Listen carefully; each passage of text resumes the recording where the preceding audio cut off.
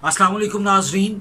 18वीं सदी का बगौर जायज़ा लेते हुए टीपू शनासी के हवाले से हम ये आपको अर्ज़ करते चलें कि टीपू सुल्तान का जो तारीख़ में मुकाम है उस हवाले से हम ये आपको अर्ज़ करें कि 18वीं सदी में जब Tipu Sultan east India company के साथ नबर्द आजमा था, तो हम ये नहीं कह सकते कि सिर्फ टीपू सुल्तान ही उस दौर का एक ऐसा जर्री मर्द था जिसने ईस्ट इंडिया कंपनी का मुकाबला किया। इससे पहले नवाब सिराजुद्दौला, मीर कासिम और फिर इसके वालिद हैदर अली ने जिस तरह से तमाम कंपनियों का, जिस तजारती कंपनी तो उनका मुकाबला किया, फिर उसके हिसाब से उन्होंने अपने फ़ौज के अंदर तब्दीलियाँ की और ये सारा सिलसिला रहा।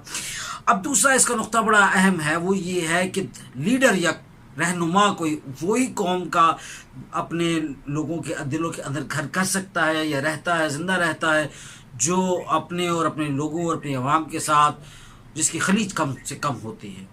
वगरना जिस तरह से हम देखते हैं कि अशराफिया और का जो तर्ज़ तहज़ीब और उनके रहने सहने का और उनके सारी माशरत का जो फ़र्क है आवाम के साथ, वो इतनी बड़ी खलीज उसकी हायल हो जाती है कि वो कभी अपने आवाम के साथ मिल नहीं सकता और इसी तरह से वो हुक्मरान ज़्यादा अरसा ज़िंदा नहीं रह सकता तारीख़ सफ़ात पर।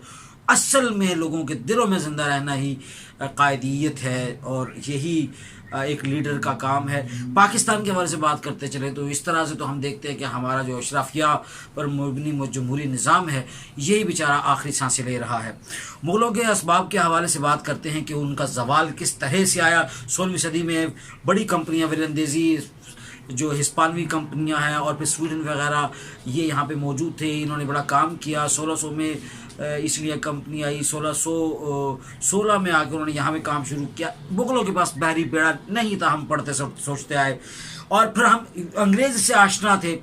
बंगाल और बम्बई सबसे पहले उनकी मकबूजात का हिस्सा बने और यहाँ पर जो जिस तरीके से जो तमखम था वो बड़ी तेज़ी से सल्तनत मुग़लिया का वो नीचे गया।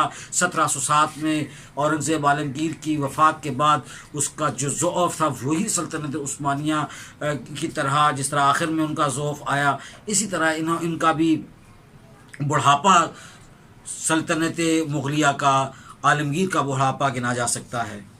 हम अपनी अगली नशिस्त में इस हवाले से मज़ीद बात करेंगे।